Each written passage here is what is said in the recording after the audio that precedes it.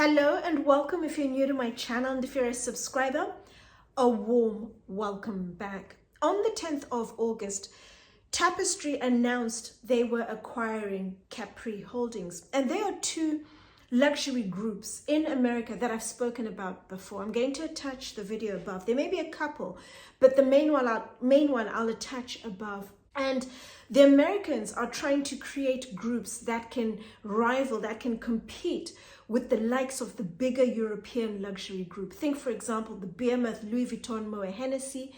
There's Richemont, there's Kering, for example. And when this was announced, I was absolutely gobsmacked. It's something I hadn't seen coming. I was intrigued because I thought, oh, what does this mean? Within Tapestry, there are three groups. You have Kate Spade, Coach, you have Stuart Weitzman. If you have been following my channel for a while, you will know I really like Coach and Kate Spade. When it comes to affordable luxury bags, they are two brands I will always talk about, and they deserve all the credit they get. Then the second group that Tapestry have acquired, Capri Holdings, there are three brands in there. You have Jimmy Choo, you have Versace, and you have Michael Kors. And I typically talk about Michael Kors. I've spoken about them in my hierarchy of handbag series. I'm going to attach that video above. And when this announcement was made, I thought, oh, great. The American group is getting bigger. It's going to be the biggest American luxury group. But then I thought to myself, what does this mean for the affordable luxury space? Because Tapestry and Capri, they're coming in to offer competition, to rival, to add a bit of excitement when it comes to Louis Vuitton, Moet Hennessy, Kering, a little bit of Richemont. But they are in fairly different product groups. Capri and Tapestry, they're typically more affordable luxury. Think Kate Spade, Coach, Michael Kors, for example. But they're jumping up a level with, or a couple of levels, with Versace and Jimmy Choo. Whereas Louis Vuitton, Moet Hennessy, and Kering and so forth, they are focused more on your premium core levels of luxury. I'm going to attach the video above. And I just thought to myself, what does this mean for the industry? Because when you have groups, they present a distinct advantage in that they're able to push their products, and their products are a lot more visible. And when this came out, I was absolutely taken aback. I didn't see it coming. I was also excited, but I also questioned, what does this mean for the small, high quality, under the radar luxury brands that I typically talk about? Because they pretty much won't get a look in, because the bigger groups pretty much dominate media when it comes to marketing, social media. Everybody sees them. People typically aspire to those brands first and foremost before possibly considering the type of brands I talk about. And I just thought, what does it mean? Their pros, their cons for the small brands, and also the union of Tapestry and Capri Holdings. And I just thought it's something that's of interest. It will directly affect a lot of the brands I talk about within the affordable space. So I thought, let me come in and just give my thoughts for what it's worth.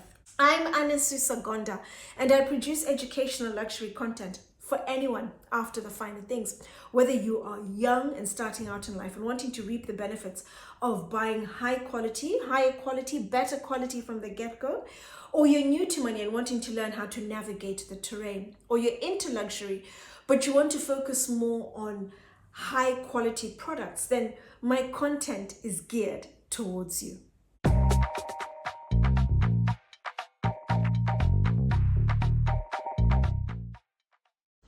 From a practical point of view, what does Tapestry's acquisition of Capri Holdings mean? What will it look like? Well, as I mentioned in the intro, the majority of the four of the six brands within the new Tapestry group are within affordable level of luxury. Very different level of luxury to the majority of brands within your LVMH, your Kering, your Richemont groups. They're more premium, core and above, significantly higher margins. Whereas with affordable level of luxury, it's lower margins, but you do have a significantly bigger pool of people who can potentially afford your products. They're not out of the reach of as many people as, for example, your LVMH, your Kering, your Richemont products, Louis Vuitton, Givenchy, Fendi, for example. A lot more people can afford the affordable luxury brands, your Kate Spade, your Coach, and so forth. I remember reading the report management put out, and they expect a combined revenue total for 2023 of 12 billion between Tapestry and also Capri Holdings. Whereas Kering are coming in with a figure of $23 billion for 2023 that they forecast, and $96 billion for LVMH. Those numbers are well out of the reach of Tapestry. 23 billion is double, 96 billion is 10 times what Tapestry is able to achieve.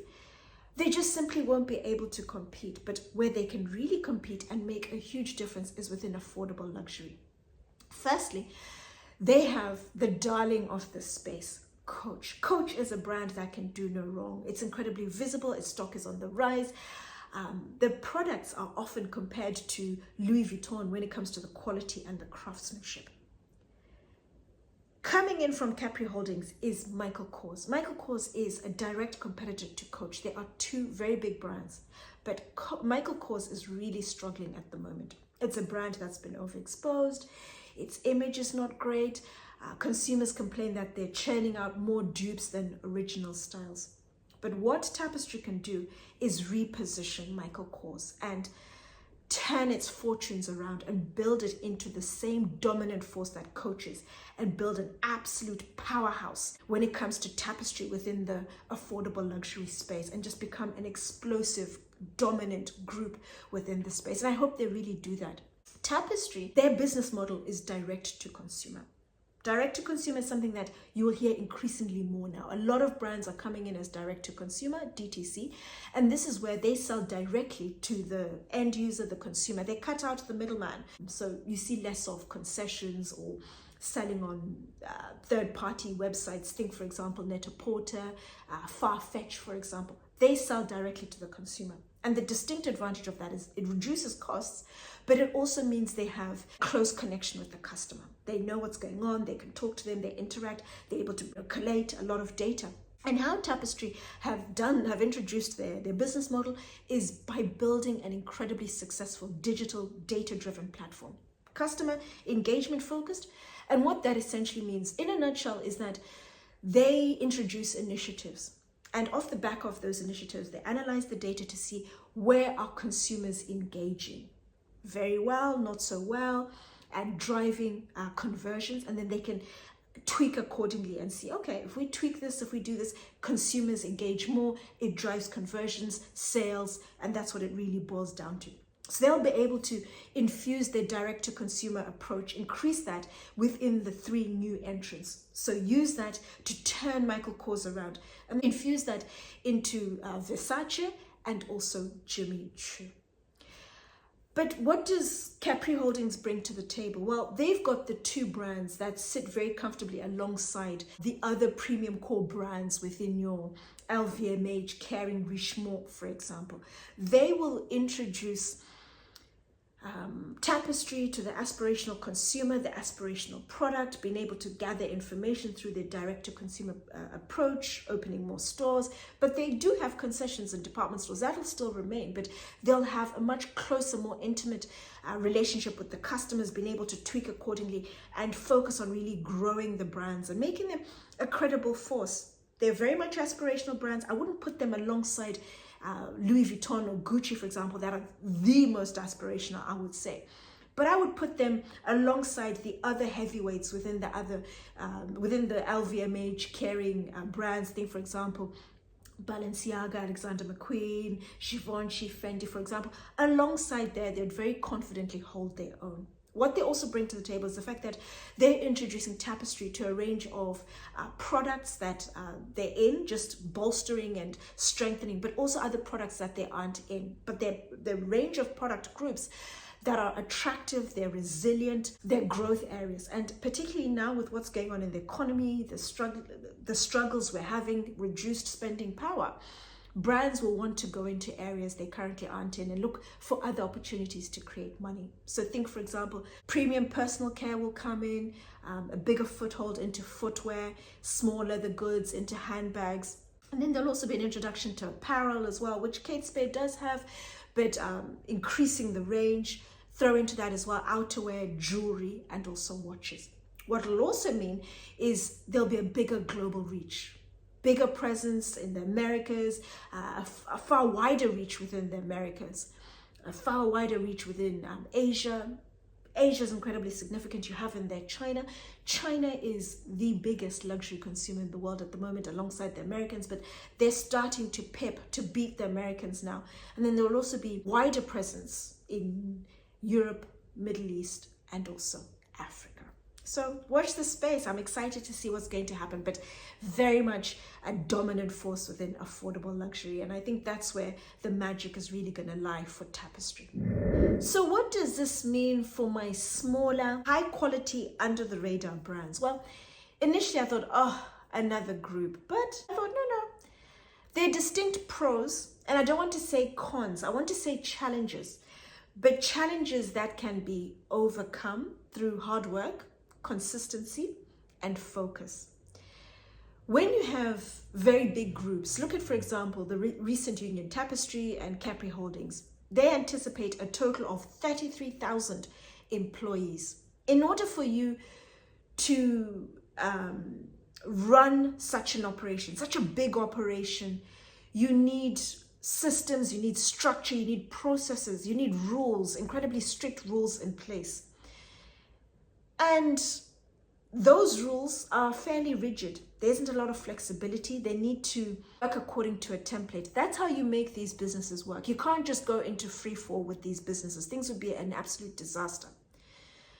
But what I've discovered recently, and I've been talking to quite a few brands because I've really noticed it. In the United Kingdom, we're struggling with staff.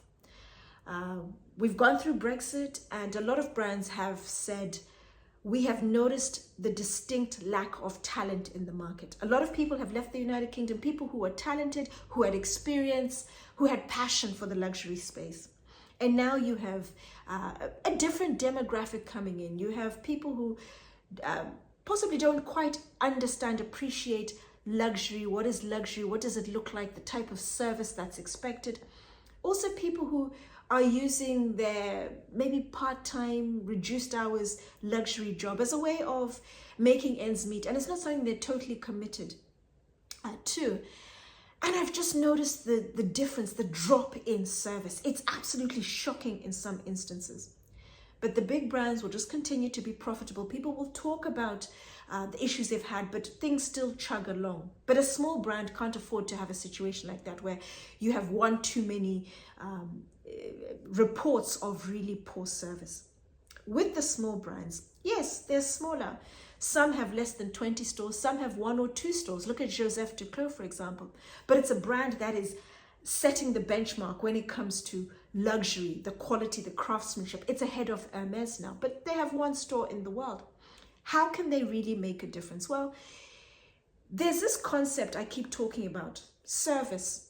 When you pay for luxury, with luxury, it's not about the cost. It's very much about the value. What are you getting? You're getting the craftsmanship, you're getting the quality, you're getting the heritage, the exclusivity, the prestige. You're also getting service. Service is incredibly important. In order for you to buy anything, interact in the store, they need to give you service. But service needs to evolve, particularly when you're looking at the top end of the market. The likes of the brands I really talk about, I really like Joseph Duclos, Moynat, Delvaux, Moreau, Velextra, for example. Their service needs to evolve to what's called an experience, an incredibly special experience. A consumer comes in, they feel special, they feel appreciated, they feel seen, they feel heard. Each and every time they interact with the brand, they feel really good. In turn, they will become incredibly loyal. They will talk about you to everyone, friends, family, colleagues, and that is how you will win clients. It'll be slow, but it'll be in a very sustained, organic manner that it happens.